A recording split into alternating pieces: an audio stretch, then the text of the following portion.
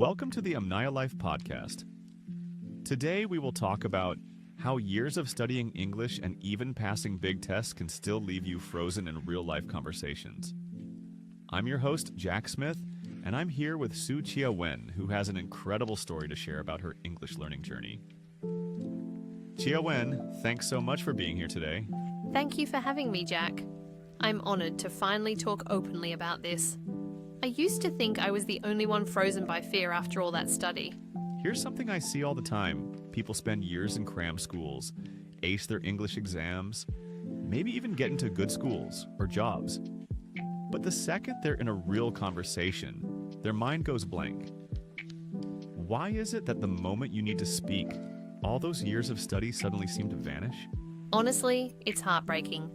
Growing up, I was that straight A English student, perfect grammar, vocab quizzes, reading novels for class. Everybody thought I'd be super confident in English. But when I visited Australia for a short program, I was totally lost in everyday conversation. I couldn't follow group chats, and when someone spoke directly to me, it was like my brain just shut down. I felt fake, like my test scores didn't mean anything. That's the secret pain, right? Because everyone assumes test results equal real fluency, but they don't see all the panic and self-doubt that comes out in a real conversation. I think what happens is school prepares you for the safe, controlled side of English, fill in the blanks, choose the right answer. But real life isn't multiple choice. Exactly. In school, there's always a correct answer. In real life, it's messy and unpredictable. I kept thinking, if I can't do this after years of effort, something must be wrong with me. It was so isolating. The message I want people to hear is, being stuck in real conversation, even after years of study, is not a sign of failure. It's a sign that the way you learned English was incomplete. And every bit of progress you make toward authentic, comfortable conversation counts no matter where you start. That's such a relief to hear. If I'd known that earlier, I wouldn't have wasted so much energy blaming myself for not being enough. And you'll hear from Chia Wen's story how she shifted from frozen silence to real confidence by focusing on actual human connection and mindset, not just grammar and exams. Before we dive deeper into Chia Wen's story, I want to let you know if you're struggling with the same challenges we're talking about today, there's a free class I've created that breaks down the real reasons blocking your English fluency. You can find the link in the episode description, and I'm just going to show you exactly how to remove these blocks. Okay, Chia Wen, let's get into your story. Sounds good, Jack. Picture this. I'm 19, sitting in a noisy cafe in Sydney, surrounded by international students. My notebook is full of perfect notes.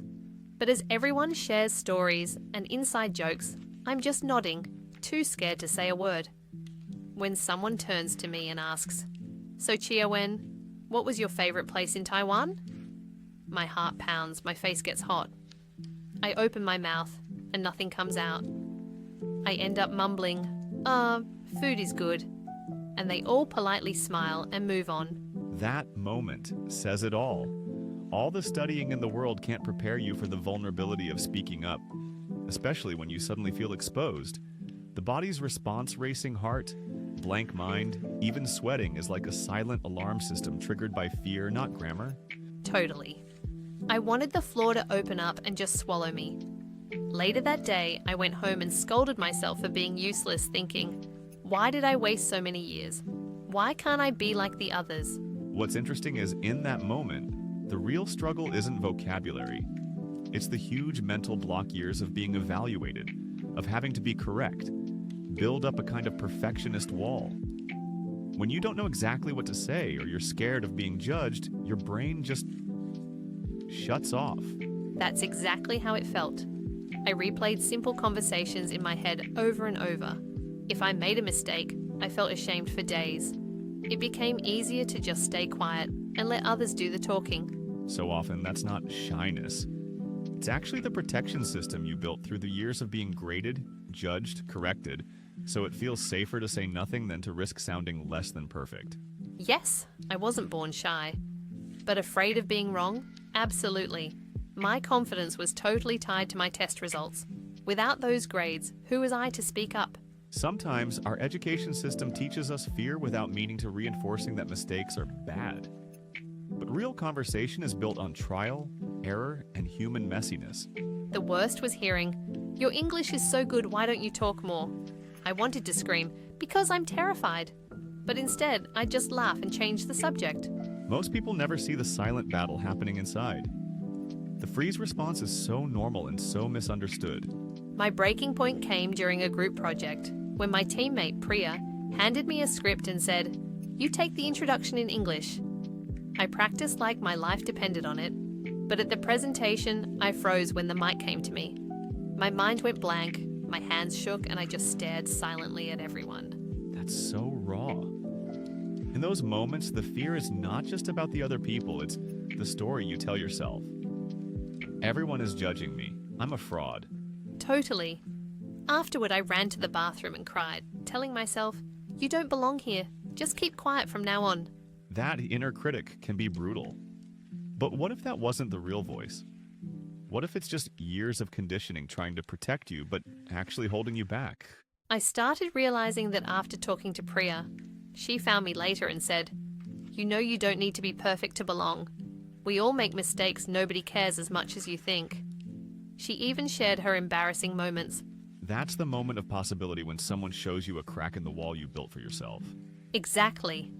I thought maybe it's time to change how I approach this. I stopped focusing on sounding perfect and decided to start with just saying one thing per conversation, even if it was awkward. I joined a language exchange, forced myself to ask tiny questions, and wrote down silly phrases I heard and liked. I also began to celebrate small survival wins, like making a joke or talking to a stranger for 30 seconds. You know why that works? Because you're rewiring your brain by collecting positive, low-pressure experiences. One successful moment builds into another. It wasn't easy. My hands still shook, but I'd laugh about my mistakes with friends. I wrote down every awkward moment and what I learned from it. Slowly, I realized my world didn't end if I said something wrong. That messy middle is the true secret learning to feel safe being imperfect. Then watching your natural conversation skills grow. Looking at your story, Chia-Wen, your actual roadblock wasn't grammar or a lack of hard work. It was an old belief. If I don't get it right, I fail. Once you challenged that, real fluency finally became possible. Yes, and it was liberating. Once I stopped thinking of English as a performance, I started to enjoy connecting one real, imperfect conversation at a time. This is so common in Taiwan. Education rewards correctness. But real confidence is built through willingness to try, fail, and try again. That's right. I still study, but now I value brave attempts over flawless answers. The shift you made toward embracing mistakes is the only way to build authentic fluency. For anyone listening, please know that freezing doesn't mean you're bad at English. It means you need a new script one with permission to be human. If you can let go of that pressure, you'll find your real voice so much faster. My first tip is set one micro goal for every conversation. Things like ask a question or share one opinion. It lowers the pressure and gives you a win, however small. That's brilliant because small steps become habits, and habits create lasting change. Exactly. And if you fail, it's only one tiny risk, not your whole identity on trial. You can always try again the next time. Second tip, practice messy speaking out loud at home. Talk to yourself about your day without worrying about mistakes. The point is to keep going, not to be perfect. I love that. You're building fluency by getting comfortable, not by memorizing perfect sentences. Yes, it makes it easier to improvise in real conversations. And it lowers anxiety in real-life situations. Third tip, find a buddy or safe community, not a teacher, to practice real talk, even silly topics. The less judgment, the better. Safe relationships are where most true breakthroughs happen. Exactly. My English grew most when I relaxed and laughed with friends, not when I was being tested. Chia-Wen, you are proof that real courage is about showing up, not showing off your score. Your willingness to keep going and find joy again is inspiring. Thank you, Jack. I want everyone listening to treat themselves with kindness because that's where real change begins. The shame dissolves when you give yourself that grace. Then, English becomes a bridge, not a burden. Yes, and suddenly, you realize you are more than your report card. To everyone listening, You already have the foundation. The real work is to let yourself speak, mess up, and trust that's enough. You are not alone. Even little steps are progress. Chia-Wen, thank you so much for being here today and sharing your story with us. I know our listeners are going to find so much value in what you've shared. Thank you for having me, Jack. I hope my experience helps someone out there. I'm sure it will. And to everyone listening, if you want to discover the real reasons that are blocking you from speaking English fluently, click the link in this episode to watch a free class that will show you how to remove these blocks.